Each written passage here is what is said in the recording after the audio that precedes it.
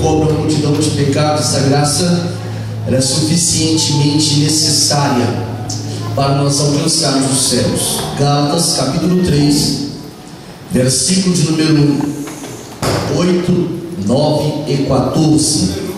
Gálatas, esta carta foi escrita depois que Paulo visita esta igreja por 2 vezes.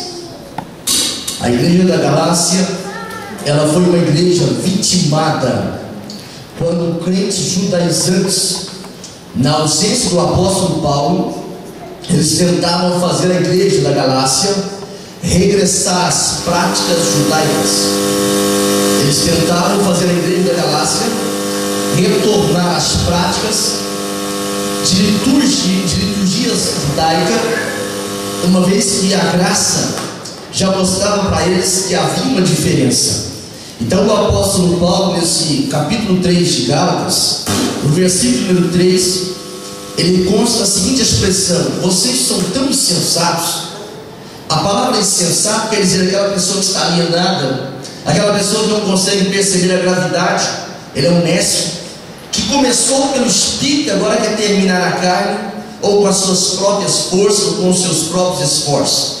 Então o apóstolo Paulo, quando ele está falando da igreja da Galácia, ele estava lamentando essa atitude daquele povo que tinham a oportunidade de desfrutar da liberdade do Espírito e estavam retornando, regressando a princípios de legalismo, a princípios que eram advindos do judaísmo. Então esse texto de Gálatas 3, versículos número 8, 9 e 14 quais os versículos que nós queremos nos deter nesta noite para ministrar a palavra que liga ou elo entre a bênção de Abraão e a promessa do Espírito. Fala comigo: a bênção de Abraão, e a promessa do Espírito.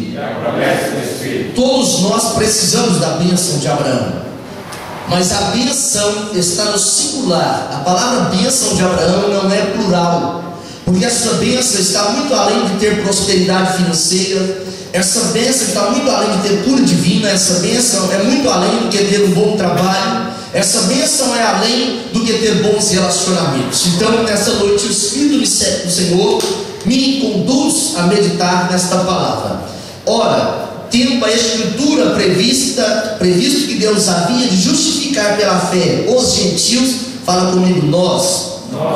Anunciou o primeiro evangelho a Abraão, dizendo: todas as nações serão benditas em ti, de sorte que os que são da fé são benditos ou bem-aventurados com o crente Abraão. Versículo 14: para que a bênção de Abraão chegasse aos gentios, fala comigo, nós, por Jesus Cristo, e para que pela fé nós recebamos a promessa do Espírito. Amém? Assim glorificando o nome precioso de Jesus. Essa expressão, o crente Abraão, essa expressão que fala, vocês começaram na fé, começaram pelo Espírito e querem terminar na carne, ou na insensatez, ou no esforço. Na verdade, o que o apóstolo Paulo está referindo aqui é que a bênção que Deus prometeu a Abraão e a sua descendência, em especial a nós, os gentios, essa bênção, ela não é uma novidade para o Novo Testamento. A bênção de Abraão não é uma novidade para a igreja primitiva. Quando nós atentamos, olha para mim nessa noite para você compreender esta palavra, no capítulo 12 do livro de Gênesis, no versículo número 3, em especial a parte D, a parte final, a expressão que o próprio apóstolo Paulo está citando em Gálatas capítulo 3 e o versículo 8, versículo 9, ele está dizendo que o próprio Deus, ele anunciou o evangelho a Abraão. O próprio Deus, ele anunciou as boas novas a Abraão. Quando o texto de Gálatas 3 e 8 menciona que Deus estava pré-anunciando o evangelho, é porque a bênção que Deus coloca sobre Abraão, sobre a sua descendência, é algo que o apóstolo Pedro, na sua primeira carta, no capítulo 1, nos versículos 12 a versículo número 18, ele ensina que esta bênção é algo tão grandioso, os profetas inquiriram para entender. Diz a Bíblia que os anjos perscrutaram para compreender a grandeza desta bênção, a bênção de Abraão. Quando o texto bíblico está na sua forma singular, como é o caso do versículo 8 e versículo 14, está falando da bênção que transcende a economia doméstica, está falando da salvação. A salvação é o tema central da Escritura Sagrada. Quando a Bíblia diz que eles seriam bênção para todas as nações, essa bênção também alcança nós como gentios. Por que Abraão consegue de Deus? Porque ele consegue receber de Deus essa bênção, não obstante ele ter saído de uma terra de Ur, a terra onde desenvolvia uma idolatria grandiosa, uma terra de muitos ídolos, uma terra de muitos deuses. A expressão vernacular na carta que Paulo escreve aos Romanos, no capítulo de número 5, versículo 20, ou capítulo 4, versículo 20, a expressão sagrada diz que onde abundou o pecado, superabundou a graça. A expressão do capítulo 5, versículo 20 diz que onde abundou o pecado, superabundou a graça. O que o apóstolo Paulo está referindo ali, ele estava referindo aquilo que ele menciona, que ele doutrina na igreja da Galácia, no capítulo 3 e no versículo 6. A Bíblia explica que Abraão creu em Deus e isso lhe foi imputado, ou creditado, colocado como crédito em forma de justiça. A palavra justiça aqui quer dizer de integridade, de algo aceitável diante de Deus. Percebam os irmãos que Abraão sai de uma terra idólatra, Abraão sai de um povo que era religioso, mas não tinha o conhecimento do Deus verdadeiro. Por isso que a promessa do Senhor para Abraão é: sai da tua terra, da tua parentela, vai para uma terra que eu te mostrarei. O que Deus está revelando ali é que o princípio da fé, fala comigo, o princípio da fé, ele é anterior à lei e é fundamental para a salvação. Sem fé é impossível agradar a Deus. Quando o escritor aos Hebreus explica essa expressão no capítulo 11 e no versículo 6, automaticamente ele estava pensando no pai da fé. Automaticamente ele estava acreditando aquelas palavras que o Espírito inspirava a um testemunho de vida que transcorreu séculos e alcançou nós como gentios. É por isso que eu li nesta noite, no versículo de número 9, que nós somos abençoados. Nós que somos da fé, nós somos abençoados com o crente Abraão. A palavra com crente é subpistos no original, quer dizer, a pessoa que ele é fiel, com quem é verdadeiro. Então nós somos abençoados com aquele que foi sinônimo de ser fiel, sinônimo de ser verdadeiro. Esse homem, a Bíblia chama o nome dele de Abraão. E quando nós olhamos para a descendência biológica de Abraão, o filho da promessa não foi Ismael. Ismael fora o filho da precipitação, mas a própria revelação bíblica diz que o filho da promessa era Isaac.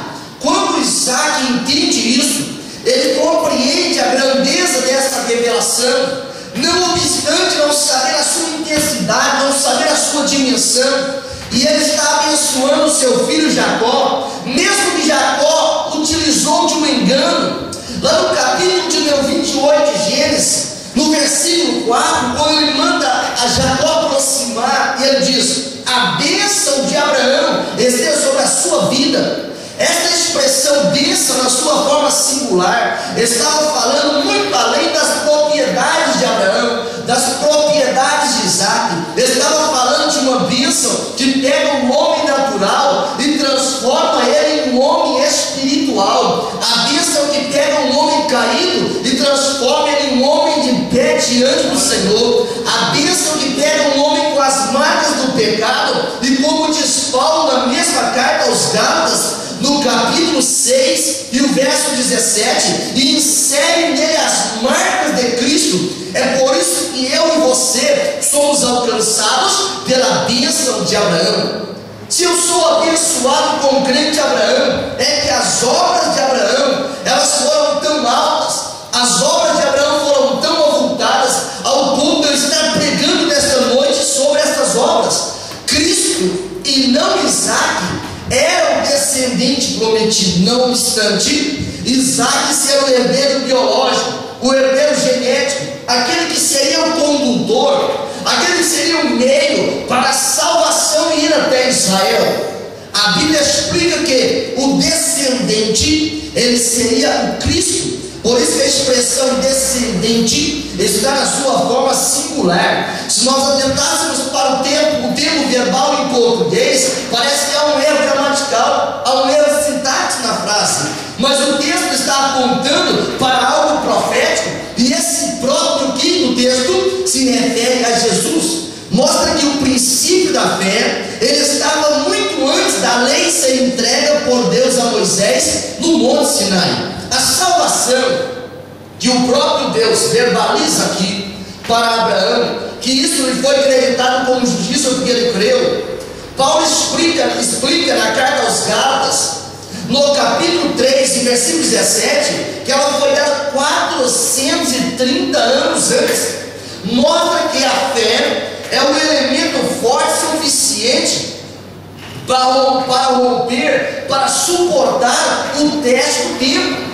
Você pode perder o dinheiro, pode perder a casa, pode perder os bens, pode perder ente querido, mas não pode perder a fé, porque essa fé é condição necessária para poder entrar nas mansões celestiais. Sem fé, este corpo que é mortal não vai se revestir da imortalidade de forma glorificada, não. Sem fé, os pecados não são perdoados. Sem fé, eu não consigo agradar a Deus. Sem fé, eu não consigo andar por aquilo que está acima das minhas vistas, acima do momento circunstancial. É por isso que Abraão, ele creu, ele acreditou. E esta aliança que ele tem com o Senhor, que fora confirmado antes da lei, o Senhor diz: olha, Abraão, em ti serão benditas todas as nações da terra. Esta promessa, a lei, não obstante ser repleta de 613 preceitos aproximadamente, ela não era forte o suficiente para anular esta promessa. Mesmo que a lei repleta de muitas ordenanças, dizendo não faça isso, não faça aquilo, mas a graça do Senhor, que é emanada, ou era impulsionada pela fé, fez com que a salvação passasse os tempos, passasse as décadas, as centenas de anos e chegasse até os nossos dias. Então nós pensamos: para que serviu a lei? Se uma vez que a bênção de Abraão é uma bênção transcendente, transcende os séculos, para que serviu a lei? A Bíblia explica que o escritor aos Hebreus, quando ele relata sobre isso, no capítulo 7, versículo 19, ele explica que a lei nunca aperfeiçoou coisa alguma. A lei nunca aperfeiçoou coisa alguma, porque a lei, ela vem para revelar.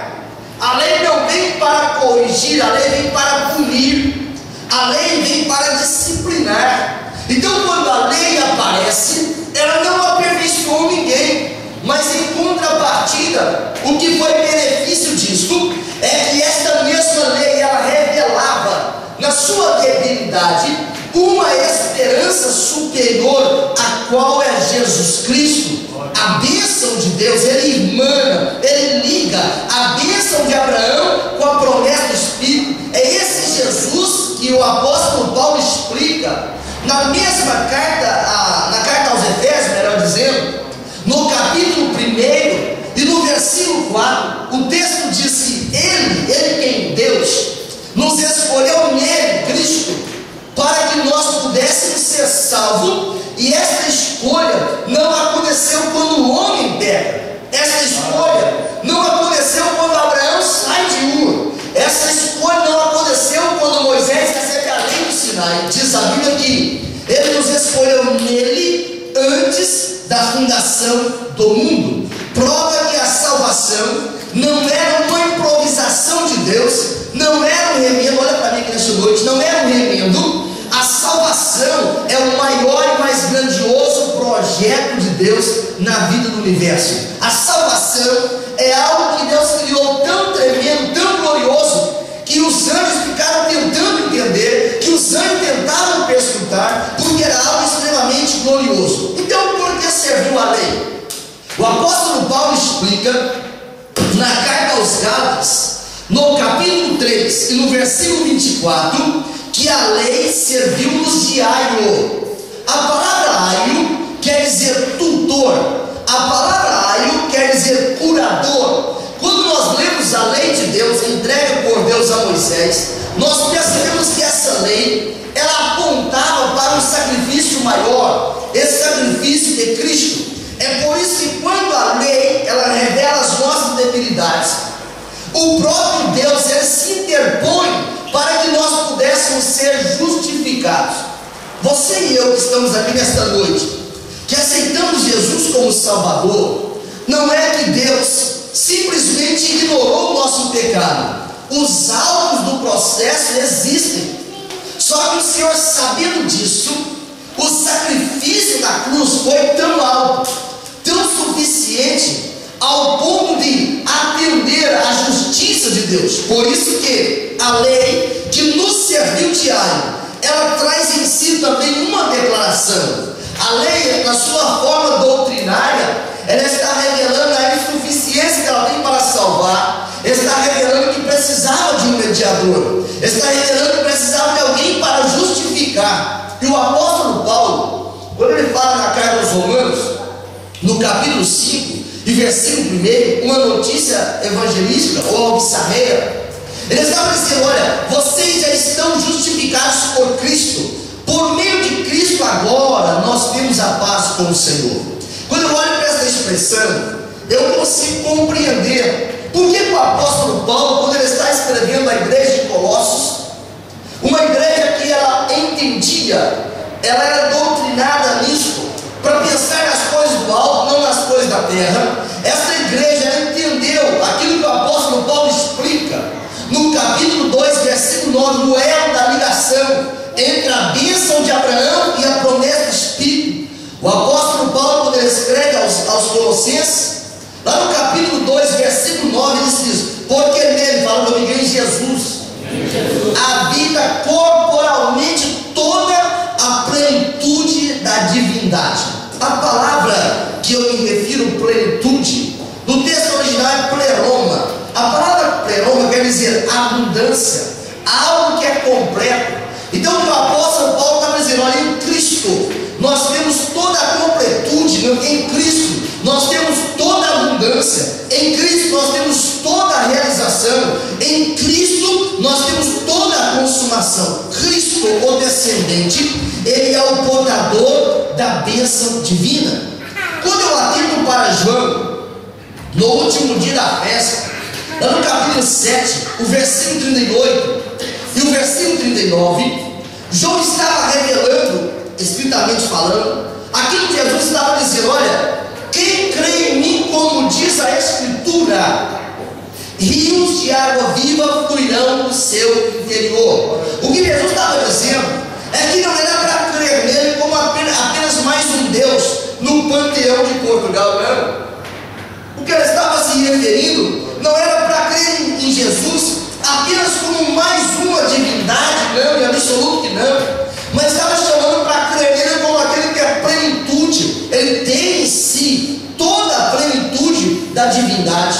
Então, quando o apóstolo João escreve esse texto de Jesus no seu evangelho, ele estava falando no versículo 10 e 11, explica que referia ao Espírito Santo que devia ser derramado, mas não existe derramamento do Espírito Santo se nós não estivermos cheios de Jesus, cheios da plenitude de Cristo, se não estivermos cheios da presença de Cristo, porque o Espírito Santo é concedido por Ele. Quando eu olho para João, no capítulo 14, versículo 16, ele diz: eu rogo ao Pai, ou eu rogarei ao Pai, e Ele vos dará outro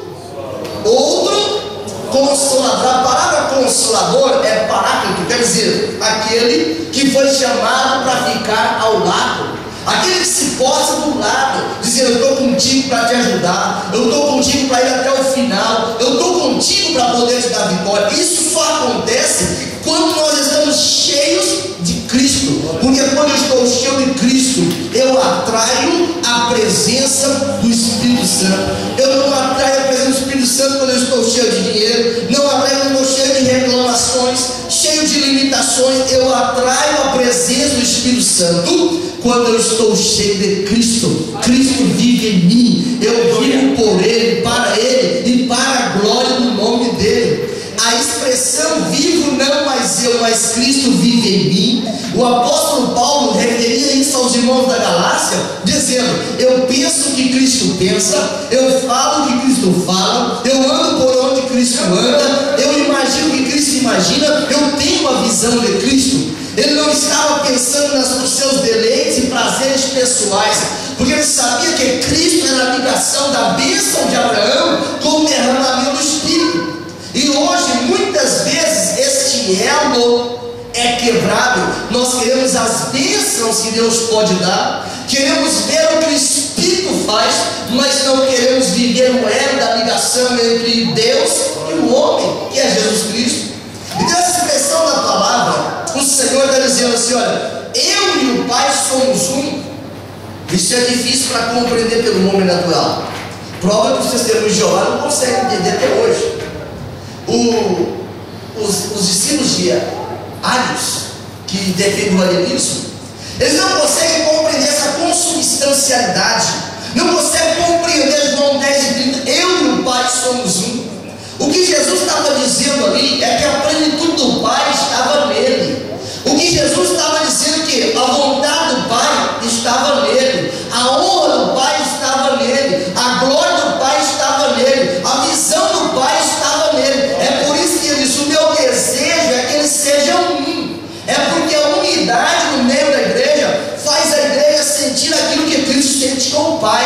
Nós somos um só. Então, por isso que a igreja do Senhor, ela não é um coletivo de corpos. A igreja do Senhor é uma unidade de corpo. Quando nós compreendemos isso, nós entendemos que a bênção de Abraão, ela também nos alcança. A Bíblia explica, quando Jesus está dizendo assim: olha, eu vou enviar a promessa para vocês. A promessa do Espírito Santo, ela tem uma origem. A promessa do Espírito Santo, Lucas capítulo 24, 49, Jesus diz: é a promessa do meu Pai. A promessa do Pai, que eu derramarei sobre vós. Essa expressão, o derramamento do Espírito Santo, só é possível quando nós temos o elo da ligação entre a bênção de Abraão e a derramamento do Espírito Santo. Essa bênção se refere a Cristo, porque a igreja do Senhor, ela tem essa garantia. Jesus diz: eu rogarei ao Pai, e Ele vos dará outro Consolador, que estará convosco para todo o sempre. Essa expressão da palavra, ela está corrigindo uma dificuldade doutrinária, uma interpretação dificultosa de Atos capítulo 2, quando alguém pensa que a igreja do Senhor, ela começou no Pentecostes. Não, em absoluto que não. A igreja que vai morar no céu, a igreja do avivamento, a igreja do arrebatamento, ela começou em um quarto fechado. A igreja do arrebatamento, ela não começou em um campo de batalha, Pedro mandando espada para todos os lados. É absoluto que não. Lá no capítulo 20 de João, no capítulo 20 do Evangelho segundo escreve João, no versículo de número 19 até o versículo de número 23, em especial 19, estava tudo fechado, as portas estavam fechadas. A igreja do arrebatamento, ela começou no domingo, no dia da ressurreição de Cristo. Os discípulos de Cleópatra já tinham voltado de lá, de Emaús, voltou para Jerusalém, havia uma convergência, e eles estavam com medo em um quarto fechado. Tomé tinha faltado no culto naquele dia. Tomé pensou que aquele culto não deveria estar acontecendo ali, toda a gente com medo. Mas quando eles estavam com todas as portas fechadas, um personagem adentra sem pedir licença, sem abrir a porta, um Jesus ressuscitado, e ele diz: olha, para que esse medo? Para fazer o texto: paz seja convosco. Essa expressão de João, ela é muito peculiar para compreender a bênção de Abraão. É porque no meio do medo, no meio da fraqueza, é onde o poder do Senhor se manifesta mais forte. Nesse capítulo número 20 de João, e no versículo 22, o medo surpreendido pela paz, o apóstolo João ensina que Jesus assopra. Versículo 22 do capítulo 20 de João, ele diz: ó, recebei o Espírito Santo. Essa expressão, recebei o Espírito Santo, não estava falando da promessa do derramamento. Entenda isso nessa noite. Essa expressão, quando ele assopra, ele estava dando início a uma nova vida, a um novo organismo chamado igreja. Esse organismo tão glorioso que o próprio apóstolo Paulo explica na carta aos Efésios, no capítulo 3 e versículo 10, organismo tão poderoso, tão alto, que Deus manifesta a sua multiforme sabedoria aqui na igreja que vai morar no céu. Não estou me referindo à placa denominacional que eu amo, Assembleia de Deus. Não é isso. Eu estou me referindo à igreja militante, à igreja como corpo espiritual, à igreja como organismo vivo. Terceira vida, repetindo a cena do Gênesis no princípio, o Deus Criador estava lá dizendo: façamos o homem, Gênesis 1 e 26. E agora, nesse texto de João, no capítulo 20, versículo 22, mais uma vez o assoprar do Espírito. Ele estava dizendo: recebei o Espírito Santo. Vou traduzir para você entender. Ele estava dizendo: receba vida nova agora, receba transformação agora, receba regeneração agora, receba mudança agora. Não era um momento qualquer, era um momento histórico, cercado de portas fechadas, medo, temeroso, e Jesus estava lançando ali a placa de inauguração da igreja que vai para o céu. Recebeis o Espírito Santo. Essa expressão, ela revela que o Espírito, ele é dado. Fala comigo: Espírito, ele é dado.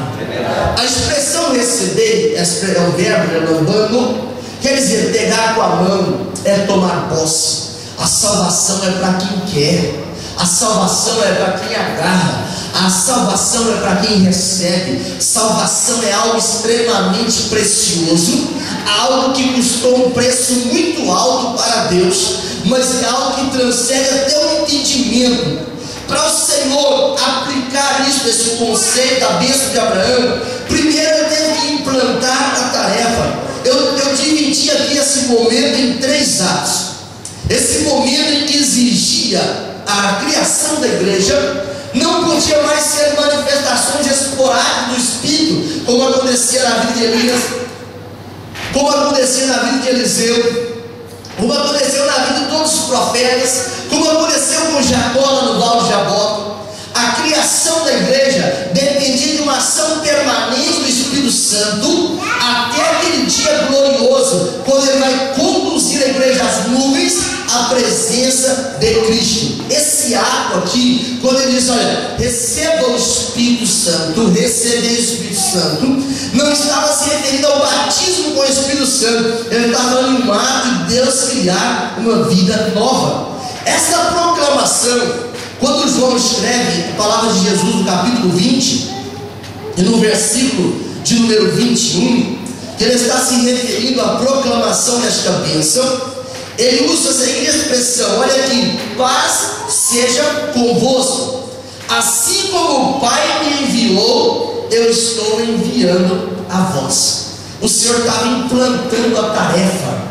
Eu e você somos parte da igreja militante. Não é apenas para ter um distintivo do cartão de membro, é para nós fazermos a tarefa que Ele nos confiou. O Pai confiou a Cristo, Ele atendeu a tarefa, Ele foi eficiente ao extremo. Ele disse: essa mesma tarefa eu confio a vós. Se o Espírito Santo não tivesse sido dado naquele momento, a igreja teria ido à falência com portas fechadas ali. Se o Espírito Santo não houvesse sido entregue, derramado do alto, a igreja tinha sido abortada no primeiro dia de perseguição. Mas é que Jesus fala, Mateus escreve no capítulo 16 e no versículo 18 que as portas do inferno, elas não prevalecerão contra a igreja. Por que não prevalecerão? É porque o Consolador, o Espírito Santo, ele não estaria conosco apenas no culto de domingo ou apenas no culto de milagres. Ele estaria conosco todos os dias até a consumação dos séculos. Então o primeiro ato, quando está aquela sala fechada, era a implantação da tarefa. Segundo ato, o Senhor estava revelando a importância da disciplina eclesiástica na igreja. A importância da disciplina eclesiástica na igreja. Ele diz: olha, tudo que vocês ligarem na terra estará sendo ligado no céu. Tudo que está desligado na terra está sendo desligado no céu. Essa expressão mostra que a disciplina, ela tem uma finalidade na igreja. A primeira finalidade é manter, fala comigo, a primeira finalidade, manter a reputação de Deus. E segunda finalidade da disciplina é manter a pureza na igreja. Quando Paulo está ensinando o jovem obreiro Timóteo dois elementos da igreja, ele estava contradizendo o que Paulo estava ensinando. E sabe o que Paulo faz em 1 Timóteo, no capítulo 1, versículo 20? Ele manda disciplinar Himeneu e Fileto. Eram pessoas influentes, eram pessoas que mexiam com a motivação dos outros, eram pessoas que incentivavam pessoas para práticas pecaminosas no meio da igreja. E Paulo diz: olha, eu entrego ele para ser esbofeteado por Satanás, para ver se a alma sobrevive. O que o apóstolo Paulo estava dizendo não é que, como diz no livro, ele tem poder das suas palavras. Isso é muito fraco. A minha palavra tem poder se estiver alicerçada na palavra de Deus. É essa palavra que é eterna. A minha acaba comigo quando eu morro, mas a palavra do Senhor, Isaías capítulo 40, versículo 8 diz: seca a erva, cai a flor, mas a palavra do Senhor permanece para sempre. Outra versão: permanece eternamente. Essa expressão é gloriosa, porque mostra que a disciplina não é baseada naquilo que eu tenho como os meus desejos. Não, a disciplina não é uma forma de feitiçaria religiosa em que eu mantenho as pessoas debaixo da minha proteção eclesiástica. É absoluto que não. Se o sangue de Jesus não me purificar, não me cobrir, não me guardar, não tem proteção eclesiástica nenhuma que está sobre a minha vida que me dá vitória. Eu não estou fazendo uma apologia à rebeldia hierárquica, em absoluto que não. Eu estou me referindo que o poder que opera em nós, o poder do Espírito Santo, é que nos guarda contra as investidas do maligno. O sangue de Jesus que nos guarda contra a investida do maligno. O apóstolo Paulo mesmo, ele utiliza a expressão em Gálatas, no capítulo 5, versículo 13, fala: ei, vocês foram chamados para a liberdade, mas não use da liberdade para dar ocasião à carne. Evangelho não é cartilha de regras. Salvação não é cartilha de regras. Salvação, evangelho é liberdade. Liberdade no espírito. Como que eu devo então aplicar a disciplina? Não é assim: passou da hora, graças a Deus foi disciplinado. Não sou que não. O apóstolo Paulo ensina isso aos Gálatas. Ele diz: irmãos, vocês, se perceber algum irmão em falha, se algum irmão for surpreendido, vocês que estão espirituais, quem aplica disciplina é só espiritual. Quem não é espiritual, ele não tem condições de aplicar disciplina. Ele diz: encaminhai então com espírito de mansidão, olhando para ti mesmo, para que não sejas tentado. Jesus vai muito além de Paulo. Quando ele fala, e Mateus escreve, capítulo 22, o versículo 37, Ele está falando: amarás o teu próximo como a ti mesmo. A disciplina da igreja, ela não deve ser motivo de aplauso para os crentes. Ah, pastor da hora, até que enfim o pastor te pegou. Nada disso. A disciplina é algo que dói no corpo. A disciplina é algo que dói em todo o corpo que vai morar no céu.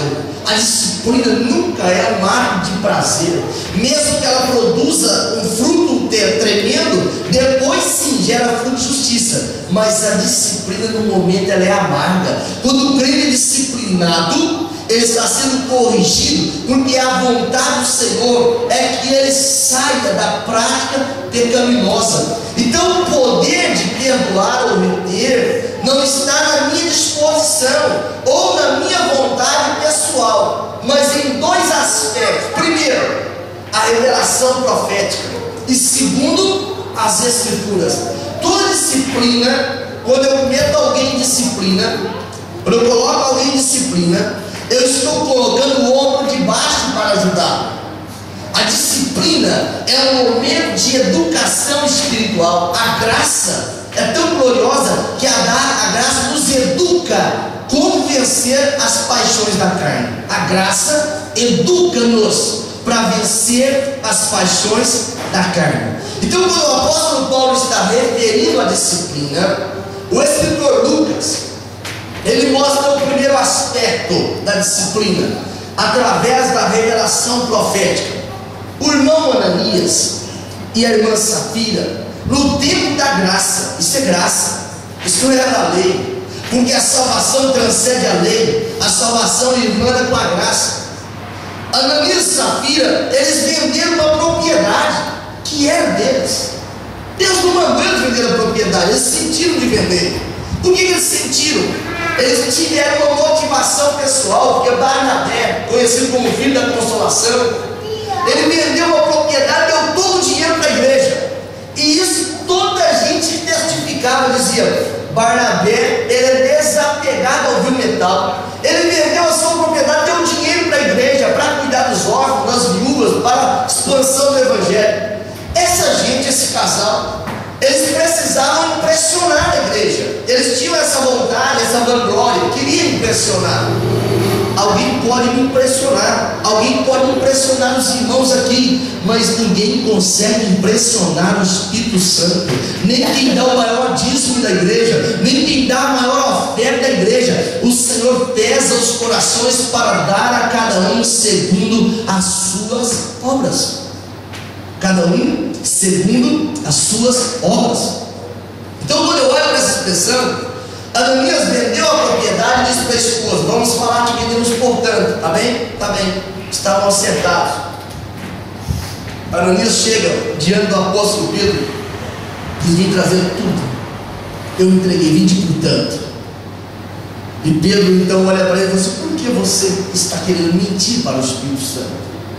Quem te colocou no coração esse propósito de mentir ao Espírito Santo? Você vai morrer agora. Passou mais algumas horas, parece que 3 horas. Chegou a esposa. Eu imagino que ela chegou assim: irmão Pedro, profeta de Deus, o querubim da última hora. Aquela mulher sabia trabalhar as palavras. E Pedro então olha para ela: você vendeu por tanta propriedade? Eu imagino, estou parafraseando o texto, que ela falou assim: o senhor tem tanta revelação de Deus, hein? Que coisa gloriosa esse dom. Ele diz: o dom é o que você vai ouvir agora. Está vendo o pé daqueles moços ali? Vocês combinaram para mentir com o Espírito Santo, então eles levaram o seu marido para o cemitério, já até enterrou, e vai levar você também. Por que aconteceu isso?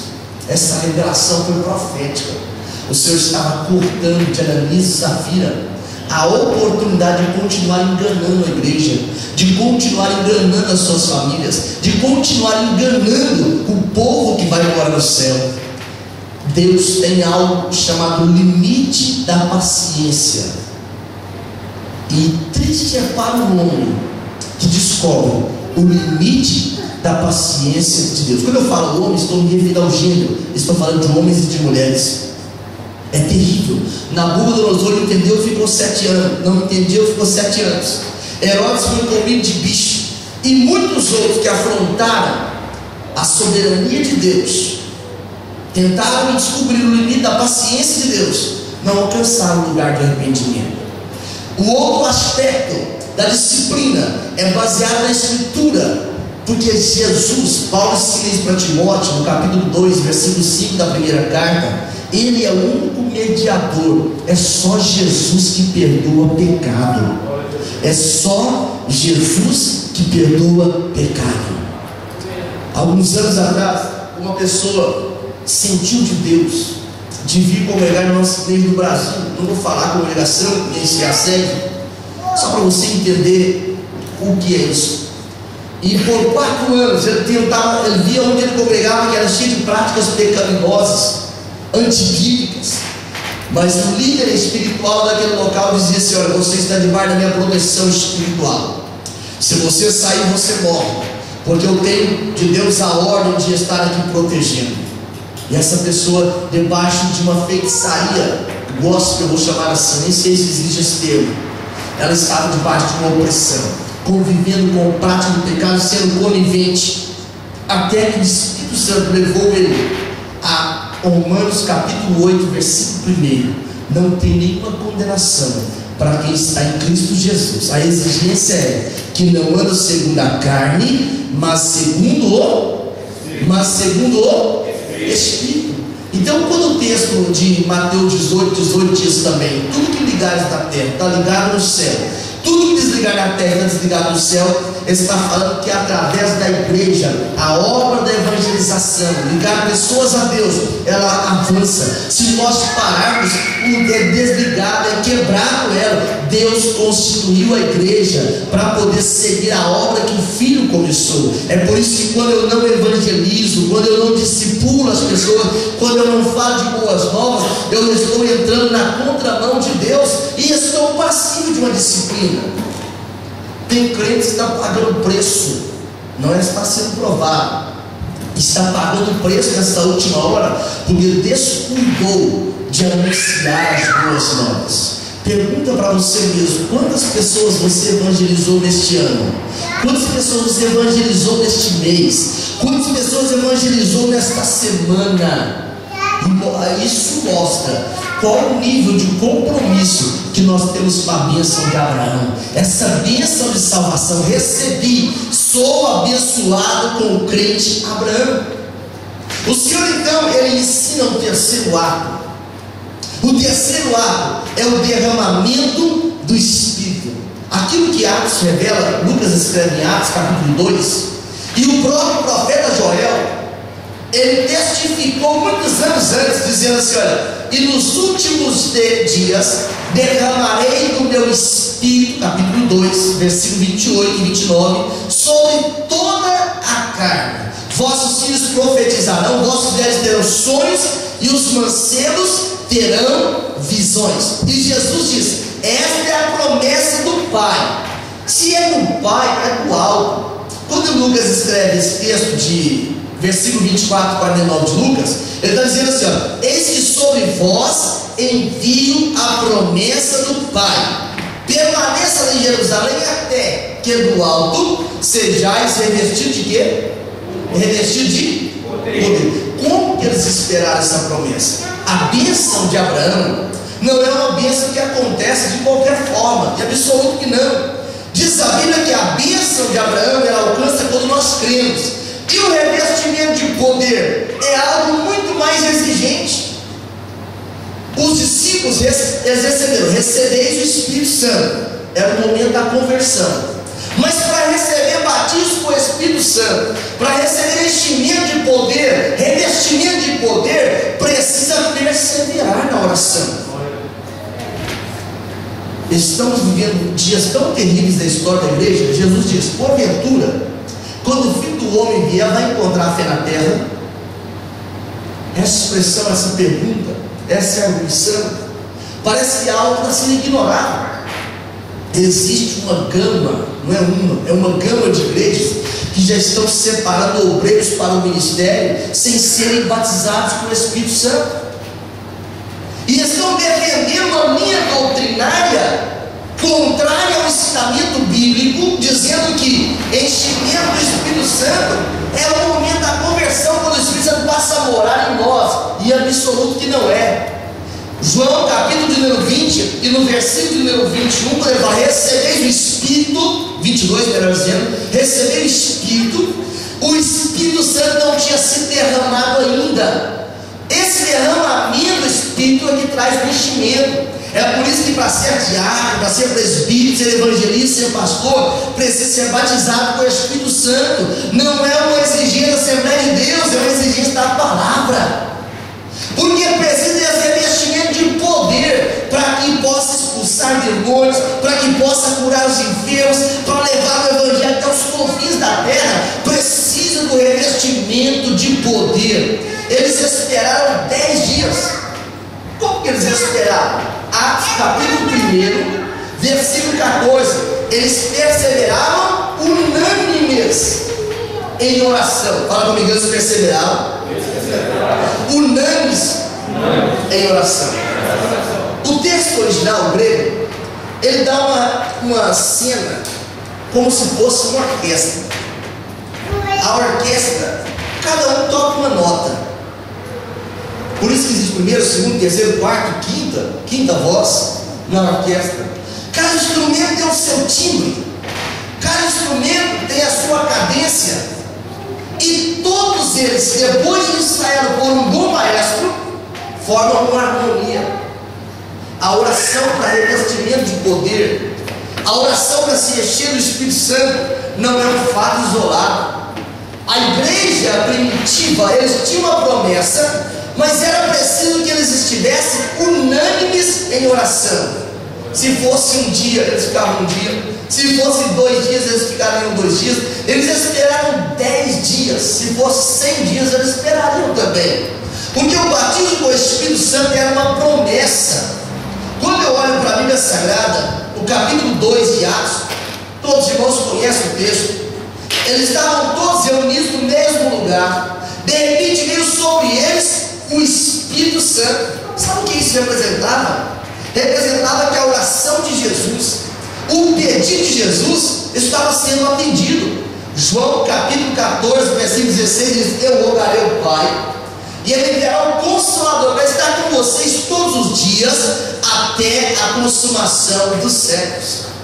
A experiência de Atos capítulo 2 e versículo 4, quando diz: todos foram cheios do Espírito Santo, é diferente do dia que eles estavam trancados em um quarto, e Jesus entrou sem ter a chave da porta, e falou: recebeu o Espírito. Aquele dia foi diferente.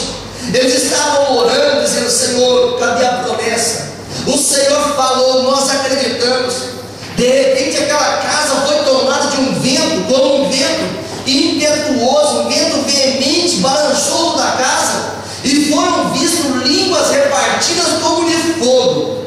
Então todos foram cheios do Espírito Santo e começaram a falar em outras línguas. É por isso que quando nós lemos sobre a instituição dos diáconos, não era qualquer pessoa, não era qualquer pessoa que poderia fazer o trabalho, eram pessoas que tinham passado por aquela experiência de Atos 2 e 4. O texto da escolha não está de forma aleatória. No capítulo 6, versículo 3, é absoluto que não.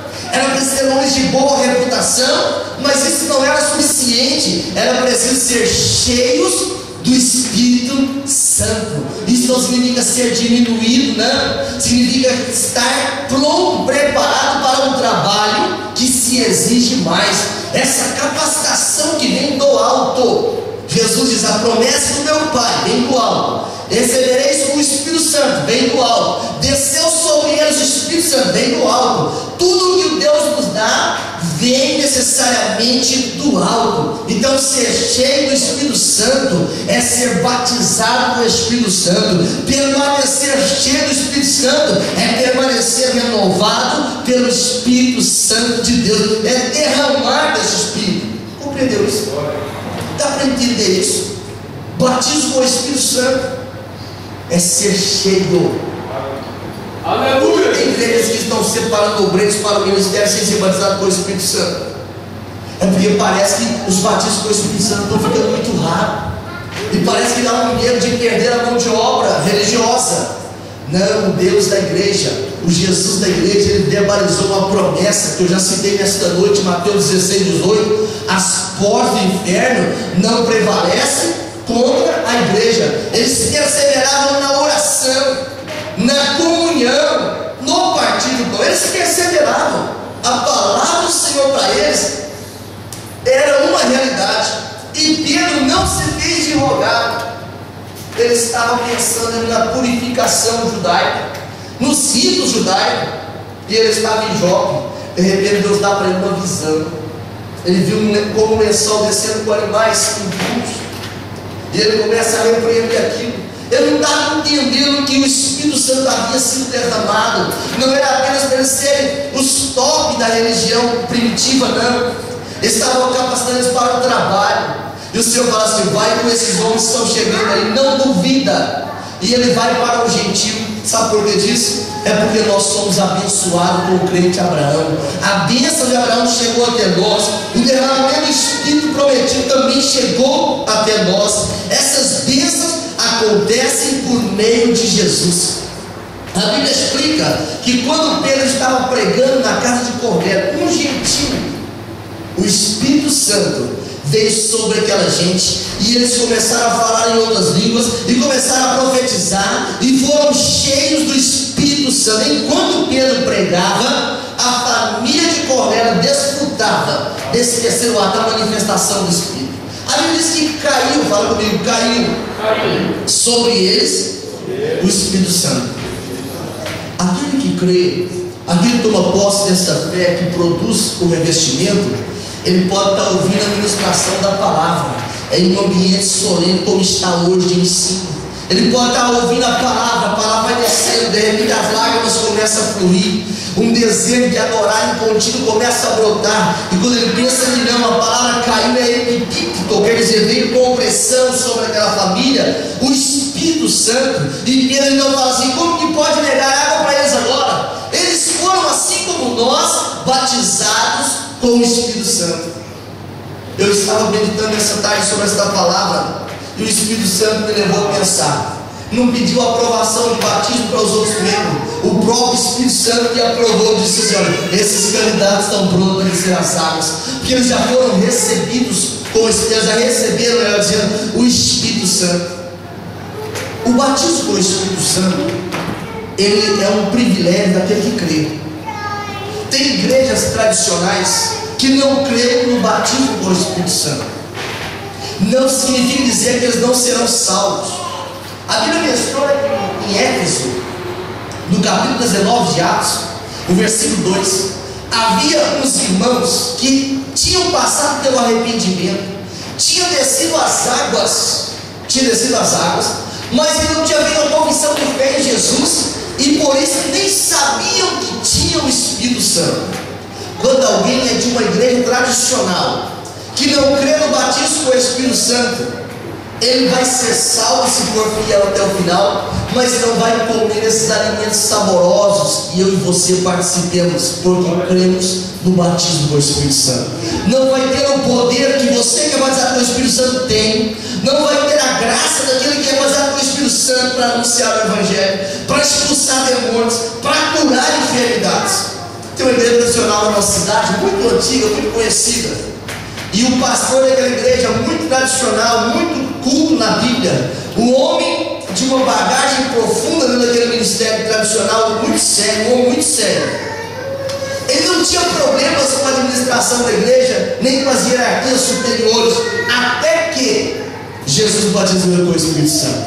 Ele era tradicional, ele trabalha no meio televisivo, ele trabalha na mídia, e Jesus batizou aquele pastor com o Espírito Santo. A partir de então, ele ia ministrar a palavra, falava línguas estranhas, era renovado, recebia poder de Deus, agora tinha autoridade para expulsar demônios. O que mudou na vida dele é que as pessoas começaram a olhar e dizer assim: esse indivíduo deve ter ficado meio atrapalhado, leva ele então para fazer reciclagem no seminário. Quem vai para o seminário do Espírito Santo não precisa de reciclagem, não. Sabe por quê? Porque o Espírito dá coisa nova para ele todo dia, dá mensagem nova todo dia, dá renovo todo dia, dá alegria todo dia, dá misericórdia todo dia, derrama da graça todo dia. O apóstolo Paulo diz: olha, então eu vou orar por você. Você acredita? Coloca a cabeça aqui debaixo das minhas mãos. Paulo impôs as mãos sobre eles, e eles receberam o batismo com o Espírito Santo. Diz a Bíblia que todos eles foram cheios do Espírito Santo. Qual que é a receita? Perguntaram para Pedro, Atos 2:37, o que é que nós faremos? Pedro ensina, quer saber mesmo? Primeira coisa, tem que arrepender. Para receber o batismo com o Espírito Santo, tem que arrepender. Segundo, tem que se converter. Batismo com o Espírito Santo é para quem é convertido. Pastor, eu tenho um parente de uma igreja carismática, católica carismática, que adora santos e imagens. Ele fala línguas estranhas. Não são línguas do Espírito Santo. Ele recebeu o batismo com o Espírito Santo. Pode ser qualquer batismo, menos com o Espírito Santo. Não tem comunhão Deus com os ídolos. Mas quando os nossos filhos levantam até a mãozinha assim, pode levantar as duas mãos e os pés. Batismo com o Espírito Santo é para quem abandona a prática idólatra. Batismo com o Espírito Santo é para quem para da prática pecaminosa. Batismo com o Espírito Santo é para quem crucificou na cruz, está crucificado com Cristo, e vive não mais ele, mas Cristo vive nele. Por isso não tem como, até pode imitar. Eu quero ver sentir, eu quero ver o que ter aquilo que nós temos por ser batizado com o Espírito Santo. Está entendendo isso nessa noite? Está compreendendo isso nessa noite? O batismo com o Espírito Santo é uma condição vital da evangelização mundial. Se nós quisermos alcançar os confins da terra, a exigência de Deus não é termos muito dinheiro. Para nós irmos até os confins da terra e repreender o inferno, não é ter muita influência, mas é ter muito poder. Porque a Bíblia diz em Atos, capítulo de número 1, versículo 8: e recebereis poder ao descer sobre vós o Espírito Santo, e servireis testemunhas, Samaria, Jerusalém, Judéia, Samaria e até os confins da terra. E eu quero te convidar a ficar de pé para me falar essa última referência. Atos capítulo 2, versículo 39. A promessa é para você, é para os seus filhos e para todos quantos estão longe. 2 pontos. Todos quanto o Senhor chamar. Batismo com o Espírito Santo é para quem tem arrependimento, confissão, conversão e convicção. Você pode olhar, pastor, já busquei tanto, já orei tanto, não aconteceu. Hoje pode ser a sua noite, agora pode ser o seu momento. É preciso ter convicção, porque a promessa não foi eu quem fiz, a promessa não foi eu quem validei, a promessa foi Jesus. E ele diz: olha, eu enviarei a promessa do meu Pai, para vocês serem cheios e revestidos. Então nós vamos estar orando nesta noite, nós vamos levantar um clamor nesta noite, e a bênção de Abraão já chegou até a nossa vida. Ela vai conduzir-nos a uma vida de derramamento do Espírito Santo. Você pode pensar: mas eu estou precisando de dinheiro. Dinheiro você trabalha, Deus te concede. Nós precisamos da unção do Espírito, do revestimento do Espírito, para vencer todos os dardos inflamados do maligno. A igreja do Senhor, ela é viva, a igreja do Senhor está despertada, porque sabe que revestimento de poder é condição vital para sobreviver até o arrebatamento da igreja. Eu gostaria que você levantasse a sua mão para o céu e nós levantássemos um grande clamor nesta noite, dizendo: Senhor, derrama o teu Espírito neste ambiente. Eu gostaria que você dissesse para Deus: eu quero que esse lugar fique pequeno para a tua glória.